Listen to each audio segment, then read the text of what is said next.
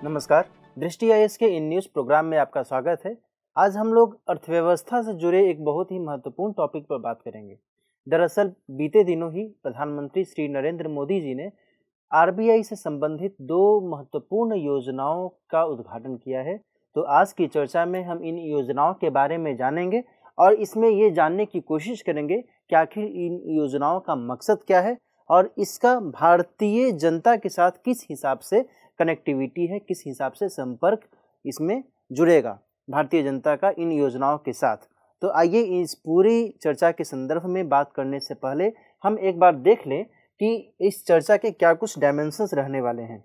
Dimensions की यदि हम बात करते हैं तो सबसे पहले हम देखेंगे मोटे तौर पर कि न्यूज़ क्या है। इसके बाद हम समझेंगे कि इन नई योजनाओं में क्या कुछ महत्वपूर्ण बातें कही गई हैं, इन योजनाओं का नाम क्या है, और इसके बाद समझेंगे कि इसका सिग्निफिकेंस क्या कुछ निकल कर सामने आने की संभावनाएं दिख रही हैं। इसके इम्पैक्ट के बारे में यानी प्रभाव के बारे में जानेंगे और इसके बाद पूरी चर्चा के आधार पर जो एक कंक्लूजन निकल कर सामने आ सकता है उसके बारे में बात करेंगे। और सबसे अंत में आज की चर्चा के आधार पर जो सवाल बन सकता है वह सवाल रहेगा। चूँकि हम जो चर्चा करने वाले हैं वो अर्थव्यवस्था के कॉन्टेक्स्ट में चर्चा करने वाले हैं, इसलिए यदि हम देखें तो मेंस के जीएस पेपर 2 और जीएस पेपर 3 दोनों से ही यह जुड़ा हुआ है। पेपर 3 में चूंकि अर्थव्यवस्था पूरे तौर पर आता है उस हिसाब से भी यह महत्वपूर्ण हो जाता है, और चूंकि सरकार की योजनाओं के कंटेक्स्ट में यहाँ पर बात की जा रही है तो यहाँ पेपर 2 से भी इसका जो संबंध है वह सामने आता हुआ दिख रहा है। चूंकि इसमें नीतियों और आर्थिक विकास दोनों की चर्चा की जा रही है, तो जो नीतियाँ हैं, जो पॉलिसीज हैं, उसका जिक्र हमारे आईएएस के सिलेबस में जीएस पेपर 2 में है, और इकोनॉमिक्स से कॉन्टेक्स्ट में यदि हम बात करें तो उसमें पेपर 3 में इसका जिक्र मिलता है। इसलिए इसे आप जीएस के पेपर 2 और पेपर 3 दोनों ही संदर्भ में देखते हुए और इसे आप पढ़ सकते हैं, समझ सकते हैं। आइए देखते हैं आगे क्या है। यदि हम न्यूज़ की बात करें तो मैंने बताया ही कि इसमें 2 न्यू इनिशिएटिव्स के तौर पर जो आरबीआई की जो नई स्कीम्स आई हैं इसके संदर्भ में चर्चा की गई है। यह द इंडियन एक्सप्रेस की एक खबर है और प्रधानमंत्री मोदी जी ने इसे लॉन्च किया है, तो इसी से जुड़ी हुई यह खबर आई है। आइए देखते हैं ये कौन सी योजनाएं हैं। यदि हम इन योजनाओं की बात करें तो ये 2 महत्वपूर्ण योजनाएं हैं। इनका नाम क्या है? तो पहले का नाम है आरबीआई खुदरा प्रत्यक्ष योजना। ठीक है, इसको इंग्लिश में क्या कहा जा रहा है? Retail direct scheme. ठीक है, रिटेल मतलब खुदरा और एक होता है थोक।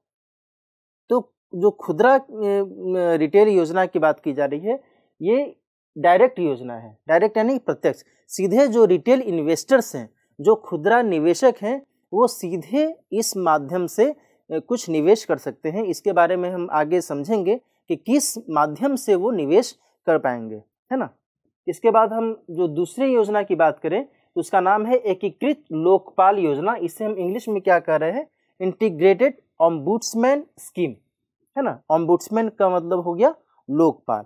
इन्हीं दोनों योजनाओं का उद्घाटन प्रधानमंत्री श्री नरेंद्र मोदी जी ने किया है ना। और चूंकि ये ग्राहक केंद्रित योजनाएं हैं, ग्राहक केंद्रित पहल हैं ये, इसलिए इनका जो महत्व है यह बहुत ही अच्छा दिख रहा है। और इस कॉन्टेक्स्ट में यदि हम बात करें तो इन दोनों योजनाओं के बारे में एक एक कर हम समझना चाहेंगे, तो इससे आप इस पूरी योजना के बारे में और अच्छे से विस्तार से जान पाएंगे, समझ पाएंगे। यदि हम आरबीआई के खुदरा प्रत्यक्ष योजना की बात करें तो इसमें ये क्या है कि प्राथमिक और द्वितीयक बाजारों में सरकारी प्रतिभूतियों को ऑनलाइन खरीदा और बेचा जा सकता है। कौन ये कार्य कर सकता है? कि वो कार्य कर सकता है जो भारतीय जनता है, वो जो भी निवेशक है वो इस तरीके से जो गवर्नमेंट सिक्योरिटीज़ हैं, सरकारी प्रतिभूतियां हैं, वे ऑनलाइन माध्यम से इन जो गवर्नमेंट सिक्योरिटीज़ हैं उनको खरीद या बेच सकती हैं। कहाँ पर? तो प्राथमिक बाजार में और द्वितीयक बाजार में। प्राथमिक बाजार और द्वितीयक बाजार क्या है इसके संदर्भ में हम जानेंगे। गवर्नमेंट सिक्योरिटीज़ के बारे में भी हम आपको बता देंगे कि इसका मतलब क्या होता है। इन शब्दों को जब आप समझेंगे तभी आप इस पूरी योजना के बारे में अच्छे से आप जान पाएंगे। दूसरा क्या है कि ये छोटे निवेशक अब आरबीआई के साथ गिल्ट प्रतिभूति खाता खोलकर सरकारी प्रतिभूतियों में निवेश कर सकते हैं। चूंकि जो खुदरा निवेशक होते हैं वो जनरली तो छोटे निवेशक हैं, बहुत बड़े पैमाने पर कोई ऐसी कंपनी तो नहीं है कि हाँ वो इन्वेस्टमेंट कर रही है। जो आम जनता है, आम जनता की को ही आप मोटे तौर पर मान लीजिए कि जो खुदरा निवेशक है वह इस तरीके से इन योजनाओं में निवेश करके और कुछ अपनी जो बचत कर सकता है या फिर उसका इन्वेस्टमेंट कहीं अच्छी जगह पर लगाया जा सकता है, इस संदर्भ में यहाँ पर बातें की जा रही हैं। ठीक है, आगे क्या है, खोले गए खाते को रिटेल डायरेक्ट गिल्ट के नाम से जाना जाएगा। किस नाम से जाना जाएगा? तो रिटेल डायरेक्ट गिल्ट, RDG इसे नाम दिया जाएगा।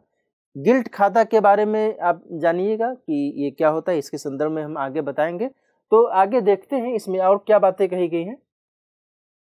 जब हम बात करते हैं सरकारी प्रतिभूति की, सरकारी प्रतिभूति मतलब गवर्नमेंट सिक्योरिटी, इसके संदर्भ में यदि हम बात करें तो सबसे पहले तो बात आती है कि आखिर प्रतिभूति क्या है, सिक्योरिटी क्या है।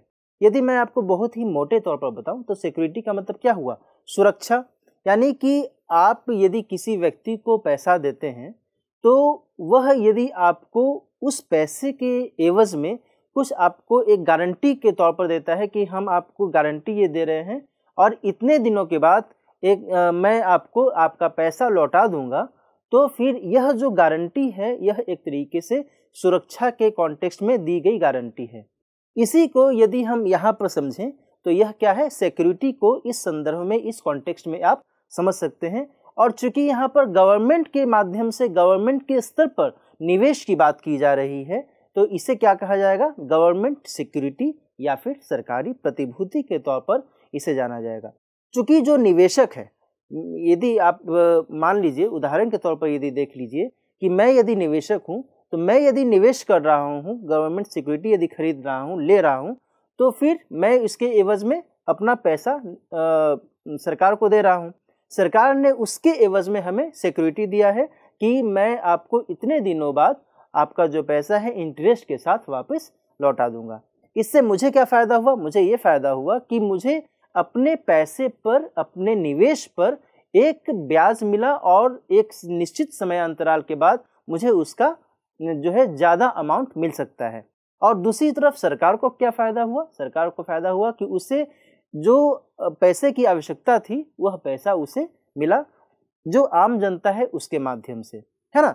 तो यहाँ पर आप गवर्नमेंट सिक्योरिटीज़ को इस तरीके से समझ सकते हैं, सरकार द्वारा लिया जाने वाला ऋण के तौर पर आप इसे जान सकते हैं, मोटे तौर पर इसे ये कहा जाता है।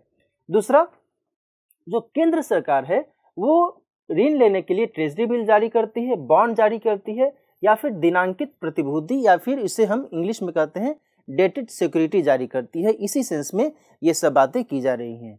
यदि हम राज्य सरकार के स्तर पर बात करें तो बॉन्ड या दिनांकित प्रतिभूति या राज्य विकास ऋण के तौर पर यह जारी करती है और उस हिसाब से यह पैसा उगाती है जनता से, आम जनता से। ठीक है, आगे बात करते हैं प्राथमिक और द्वितीयक बाजार की। चूंकि हमने बात की कि जो भी निवेशक हैं, जो भी खुदरा निवेशक हैं, वो प्राथमिक या फिर प्राथमिक और द्वितीयक बाजार, इन दोनों से जो गवर्नमेंट सिक्योरिटीज़ है इसकी ऑनलाइन खरीद बिक्री कर सकते हैं। तो यहाँ पर बात आती है कि आखिर प्राथमिक बाजार किसे कहेंगे या फिर द्वितीयक बाजार किसे कहेंगे। तो बहुत ही यहाँ मैं आपको बता देना चाहता हूँ आसान भाषा में कि प्राथमिक बाजार का मतलब क्या हुआ कि जहाँ पर, जिस मार्केट में यदि कोई भी कंपनी या फिर कोई भी निवेशक, कोई भी ऐसी संस्था यदि पहली बार अपना बॉन्ड जारी करती है या फिर जो भी शेयर है वो जारी करती है, उसे हम कहते हैं प्राथमिक बाजार या फिर प्राइमरी मार्केट उसे कहा जाता है। और इस तरीके के जो मार्केट होते हैं यहाँ पर जेनरली आपने नाम सुना होगा IPO, है ना, इनिशियल पब्लिक ऑफर, ये जारी की जाती है। ठीक है, हाल ही में आपने यदि समाचारों में सुना होगा तो पेटीएम ने IPO जारी किया है, इनिशियल पब्लिक ऑफर जारी किया था। तो इसके माध्यम से वह आम जनता को ये आकर्षित करती है कि आप IPO खरीदिए, और इससे क्या होता है कि आम जनता है वो IPO के माध्यम से निवेश करती है और इससे जो कंपनी है उसे पैसे आसानी से मिलता है और इसके हिसाब से जो आम जनता है उसको भी उस निवेश का लाभ मिलता है बाद में, है ना, डिविडेंड के तौर पर या फिर अन्य माध्यमों से उसे लाभ मिलता है आम जनता को। तो जो प्राथमिक बाजार है वहाँ पर जेनरली यदि हम कहें तो IPO जारी किया जाता है, इनिशियल पब्लिक ऑफर के माध्यम से निवेश को आमंत्रित किया जाता है। दूसरा, यदि हम द्वितीयक बाजार की बात करें तो द्वितीयक बाजार में FPO यानी फॉलो अप पब्लिक ऑफर जारी किया जाता है। ये सेकेंडरी मार्केट की बात की जा रही है। सेकेंडरी मार्केट को आप इस तरीके से समझ सकते हैं कि जैसे स्टॉक मार्केट है, स्टॉक मार्केट में जो निवेशक हैं वो आपस में प्रतिभूतियों का वो आपस में जो निवेश है उसका आदान प्रदान करते हैं, और जो ऑफर है उसे क्या कहा जाता है, फॉलो अप पब्लिक ऑफर, इस नाम से उसे जाना जाता है। यदि हम गिल्ट खाते की बात करें तो ये खाते वैसे खाते होते हैं जिन्हें सरकारी प्रतिभूतियों को रखने के लिए खोला जाता है, तो इन्हें क्या कहा जाता है, गिल्ट खाता कहा जाता है। और इन्हें कौन खोल सकता है, कोई भी व्यक्ति या कोई भी कंपनी इस तरीके के अकाउंट्स को, इस तरीके के खाते का निर्माण कर सकती है ना। आगे हम देखते हैं आगे क्या चीज़ें कही गई हैं। आगे बात करते हैं इसमें जो जरूरी दस्तावेज हैं इस स्कीम के तहत क्या कुछ ऐसे दस्तावेज की आवश्यकता होगी, उसे यदि देखा जाए तो बचत खाता यानी कि आपके पास सेविंग अकाउंट होना चाहिए, पैन यानी कि परमानेंट अकाउंट नंबर होना चाहिए, कोई भी वैध आधिकारिक दस्तावेज जैसे कि आधार कार्ड या फिर वोटर ID जो होना चाहिए वो भी होना चाहिए, ईमेल ID आपका होना चाहिए, और पंजीकृत मोबाइल नंबर यानी रजिस्टर्ड मोबाइल नंबर आपके पास होना चाहिए। और एक प्रतिभूति पर केवल एक बोली ही लगाई जा सकती है, एक प्रतिभूति पर केवल एक बार ही बिड किया जा सकता है, एक बोली ही लगाई जा सकती है, यह शर्त है। इसके साथ साथ नेट बैंकिंग या UPI के जरिए भुगतान की व्यवस्था इसमें दी गई है। तो ये कुछ व्यवस्थाएं हैं, इसके माध्यम से आप निवेश कर सकते हैं इस सिक्योरिटी के लिए। यदि हम बात करें तो RBI एकीकृत लोकपाल योजना की, तो इसमें 3 लोकपाल योजनाओं का एकीकरण किया जा रहा है। ये जो योजना है, इस योजना को यदि मैं आपको बताऊं मोटे तौर पर, तो इसमें है क्या कि जनरली होता है क्या कि जो निवेशक है या फिर जो भी ग्राहक है बैंक का, उसे अपनी किसी भी प्रकार की शिकायत करने के लिए अलग अलग जगह पर उसे पहले जाना पड़ता था। अब इसे इंटीग्रेट किया जा रहा है, एक जगह किया जा रहा है। आप इसे कह सकते हैं कि सिंगल विंडो जो रिड्रेसल मैकेनिज्म है उसकी व्यवस्था इसके माध्यम से की जा रही है। पहले क्या नाम था, पहले नाम था बैंकिंग लोकपाल योजना के नाम से इसे 1995 में शुरू किया गया था। अब यह बैंकिंग लोकपाल योजना 2006 के नाम से अभी ये जाना जाता है। इसके अलावा गैर बैंकिंग वित्तीय कंपनियों के लिए लोकपाल योजना 2018 के नाम से भी एक योजना है, जिसमें जो भी ग्राहक हैं वो अपने शिकायतें दर्ज करा सकते हैं। और एक और है डिजिटल लेन देन के लिए लोकपाल योजना 2019। अब इन तीनों को इंटीग्रेट किया जाएगा और एक नाम दिया जाएगा RBI एकीकृत लोकपाल योजना। इस तरीके से यह व्यवस्था लागू की जा सकेगी। शिकायतकर्ता को अब यह पहचानने की ज़रूरत नहीं होगी कि वह किस योजना के लिए किस लोकपाल के पास जाए।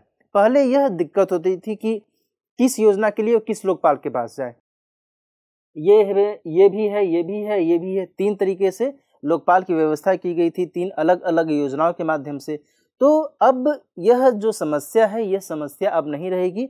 अब एक ही जगह पर किसी भी प्रकार की यदि शिकायत है तो आप उसके निवारण के लिए यहीं पर किसी एक स्थान पर ही आपको जाना होगा, अलग अलग जगह पर आपको जाने की आवश्यकता नहीं होगी। इसलिए इसे क्या नाम दिया गया है, इसे नाम दिया गया है एकीकृत लोकपाल योजना यानी इंटीग्रेटेड ऑम्बुड्समैन स्कीम। ठीक है ना। तो ये इस योजना की जो महत्ता है वो इस प्रकार से आप देख सकते हैं।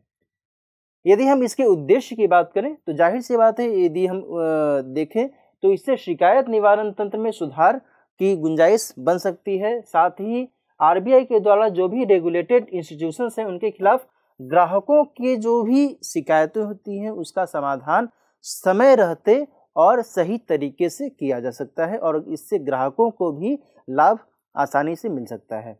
इसके साथ साथ एक राष्ट्र एक लोकपाल के दृष्टिकोण का भी यहाँ पर महत्व बताया जा रहा है। तो ये भी एक इम्पॉर्टेंट तथ्य यहाँ पर दिख रहा है। और अब एक पोर्टल, एक ईमेल और एक पते से शिकायत की जा सकेगी, है ना। तो यहाँ पर ये एक कॉन्सेप्ट निकल कर सामने आ रहा है, एक राष्ट्र एक लोकपाल का, है ना। आगे देखते हैं।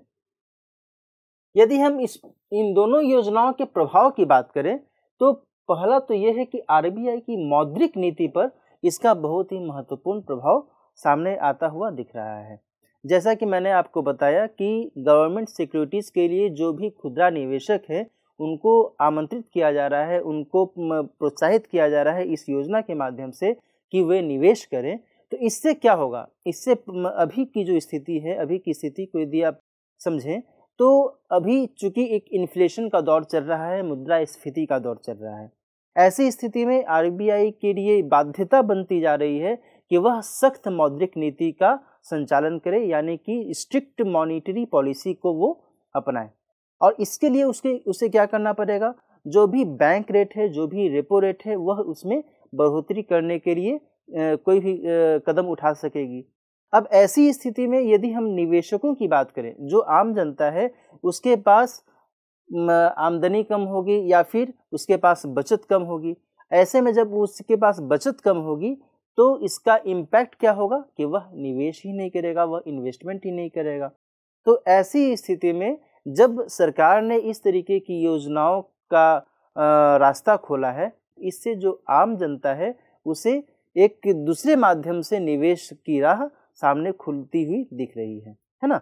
तो इस हिसाब से कहा जा सकता है कि इसका जो इम्पैक्ट है आरबीआई की मॉनेटरी पॉलिसी पर भी पड़ेगा, और जो एक अपेक्षा है कि सरकार एक माध्यम निर्मित करे जिससे निवेशक उस दिशा में आगे बढ़े और उस दिशा में निवेश करे, तो यह एक पॉजिटिव इम्पैक्ट दिख सकता है।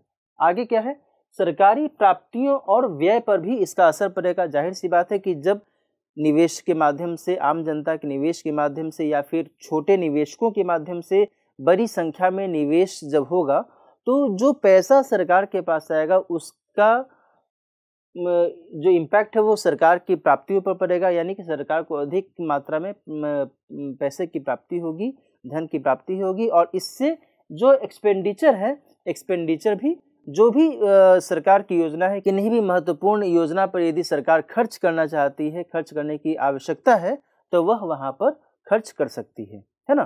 तीसरा क्या है, इससे सरकारी कार्यक्रमों पर भी असर पड़ेगा, यानी ये इससे लिंक्ड है, जुड़ रहा है। साथ ही जनता की बचत पर भी असर पड़ेगा। मैंने आपको बताया ही कि अभी यदि आरबीआई अपनी मॉनेटरी पॉलिसी के तहत रेपो रेट या फिर सीआरआर, एसएलआर इन सब में यदि बढ़ोतरी करती है तो फिर इससे क्या होगा कि जो जनता की जो बचत है उसमें एक इम्पैक्ट आ सकता है, उस पर प्रभाव पड़ सकता है नकारात्मक तौर पर। लेकिन यदि यहाँ पर इस तरीके से यदि निवेश किया जाता है खुदरा निवेशकों के द्वारा, तो इससे जो इम्पैक्ट है उसका पॉजिटिव इम्पैक्ट पड़ेगा उनकी सेविंग्स पर, उनकी बचत पर, है ना। तो यह जो है एक महत्वपूर्ण तथ्य निकलकर सामने आ रहा है इस माध्यम से।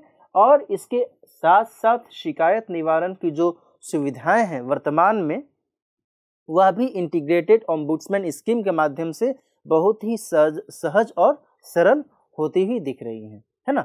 आगे क्या है, आगे यदि हम इसके सिग्निफिकेंस या महत्व की बात करें तो आरबीआई की सेवाएं और दक्षता बढ़ाने में तकनीक और नवाचार का उपयोग इस माध्यम से किया जा रहा है, और साथ ही आरबीआई की विकासात्मक भूमिका और वित्तीय समावेशन को और मजबूत करने के लिए एक तरीके से यह जन केंद्रित पहल के तौर पर सामने आ रहा है, जिसमें जनता को मुख्य फोकस रखा जा रहा है, जनता की अपेक्षाओं का ध्यान रखा जा रहा है, और साथ ही सरकारी बॉन्ड बाजार तक खुदरा निवेशकों की जो पहुंच होनी चाहिए, यह रास्ता यहाँ से खुल रहा है ना। और इसके साथ साथ जनता की शिकायतों का जो लागत मुक्त समाधान है वो यहाँ पर दिख रहा है। लागत मुक्त समाधान का मतलब क्या हुआ कि किसी प्रकार का कोई खर्च नहीं करना है या फिर बहुत अधिक भागा दौड़ी नहीं करनी है, ऑनलाइन ही व्यवस्था है आपके शिकायत के निवारण की, है ना। तो इस तरीके से इसका जो महत्व है वो सामने दिख रहा है। आगे हम बात करें, इस पूरे मामले की चर्चा यदि हम करने के बाद निष्कर्ष पर पहुंचे तो आर्थिक प्रभावों से निपटने के लिए सरकार के जो प्रयास हैं ये बहुत ही महत्वपूर्ण साबित हो रहे हैं, और साथ साथ आरबीआई की जो महत्वपूर्ण विकासात्मक भूमिका है वह यहाँ से दिख रही है ना। तो इस प्रकार ये जो दोनों योजनाएं हैं, खुदरा निवेश के माध्यम से और जो रिड्रेसल मैकेनिज्म की व्यवस्था की जा रही है इंटीग्रेटेड ऑम्बुड्समैन स्कीम के माध्यम से, ये दोनों योजनाएं हो सकता है कि आगे आने वाले समय में भारत की अर्थव्यवस्था के लिए बहुत ही महत्वपूर्ण साबित हो सकती है ना। तो आज की चर्चा में इतना ही। आज की चर्चा के आधार पर जो सवाल बन सकता है, सवाल की यदि बात करें तो ये है भारतीय रिजर्व बैंक की खुदरा प्रत्यक्ष योजना और एकीकृत लोकपाल योजना क्या है? सरकार द्वारा किए जा रहे संस्थागत सुधारों में इनका क्या महत्व है? विश्लेषण कीजिए। बहुत ही आसान सा सवाल है। इसमें आपको इन दोनों योजनाओं के बारे में बताना है। इन दोनों योजनाओं का जो मकसद है, उद्देश्य है, वह आपको स्पष्ट करना है। साथ ही आपको ये भी बताना होगा कि इनका सिग्निफिकेंस क्या है और इससे क्या कुछ लाभ संभावित हो सकते हैं। इस तरीके से आप इस प्रश्न का एक अच्छा सा उत्तर लिख सकते हैं। आज की चर्चा में इतना ही। मिलते हैं नेक्स्ट सेशन में किसी और महत्वपूर्ण खबर के साथ। तब तक अपना ख्याल रखिए। नमस्कार।